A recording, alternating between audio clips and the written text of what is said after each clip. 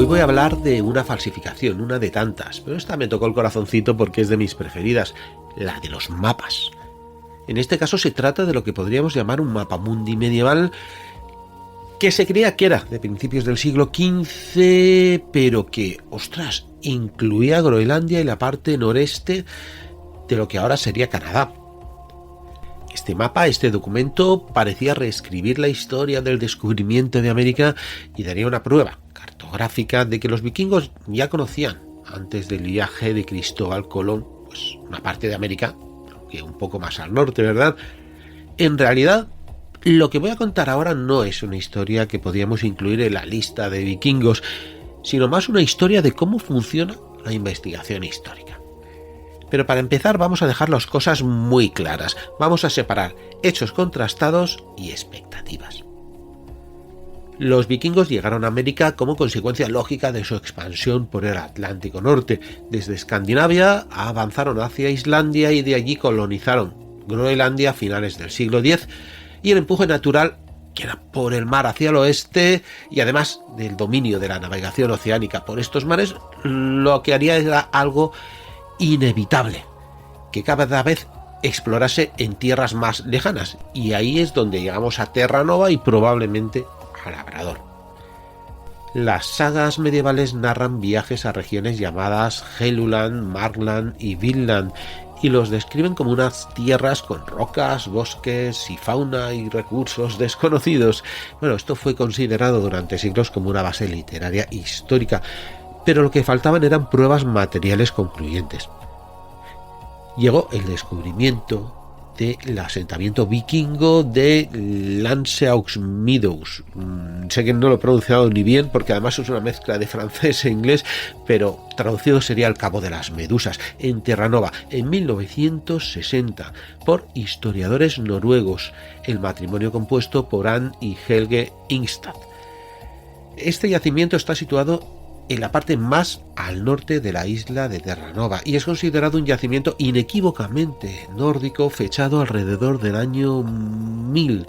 Además se pudo conectar con la saga groendinga y la de Eric el Rojo y se asume que es la colonia de Vinland.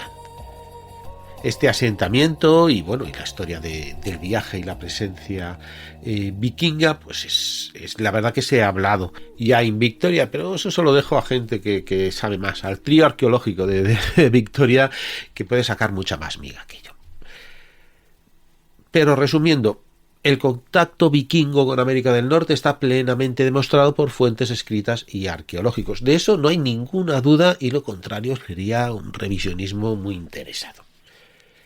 Como sabemos, los vikingos no se quedaron mucho allí. Vinland no era lo que se podía considerar una extensión fronteriza, podríamos decir, pero tampoco es que estaban pensados como núcleos de población permanente ni colonización a gran escala. Eran más bases estacionales, lugares de aprovisionamiento, pues de maderas, de pieles, también para comerciar, y probablemente de pescado, bayas y uva, e incluso un centro donde podían hacer el mantenimiento de los barcos que arribaban. Se descubrió también una herrería, por ejemplo. Sería más un recurso sin llegar a ser una colonia propiamente dicho, colonia comercial, ¿vale? Más eso que un nuevo hogar, más para saltar a otro sitio. El problema principal fue la distancia. Eso estaba lejísimo, ¿no? Los asentamientos vikingos en América dependían además de Groenlandia, de la escala de Groenlandia. Y Groenlandia ya era una pequeña colonia muy frágil, muy aislada y, repito, muy pequeña. No había suficiente población para enviar los refuerzos, ni iban a tener una presencia estable al otro lado del Atlántico. Cada viaje era una aventura y eso implicaba muchos riesgos que no siempre compensaban.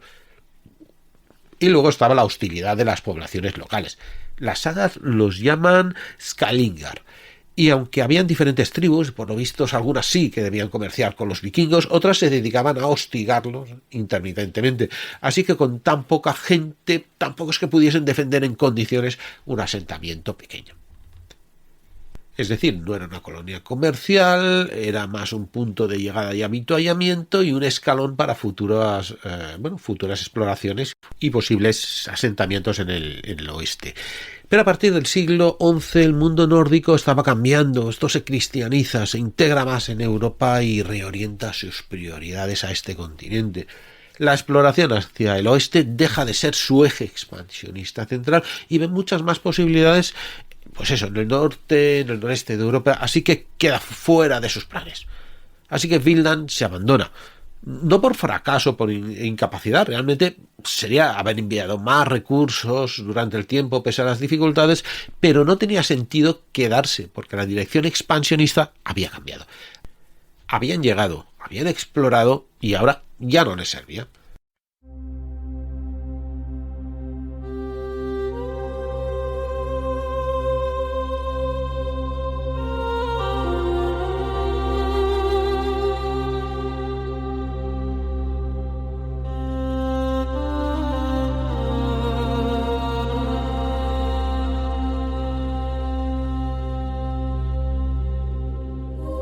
Pero eso no quiere decir que Vinland desapareciese de la memoria y, como hemos visto, siguió existiendo como relato.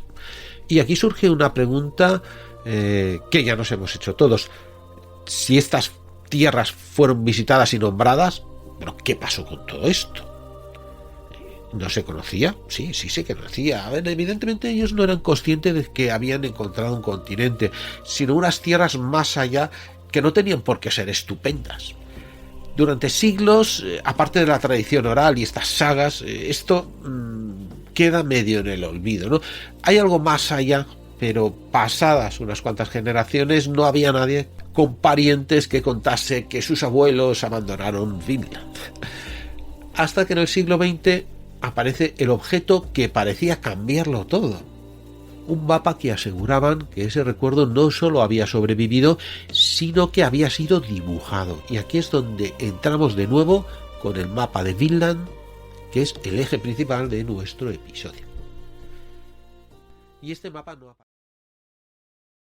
¿Te está gustando este episodio? Hazte fan en iVoox para acceder a este y al resto de sus episodios extra desde otras aplicaciones de escucha.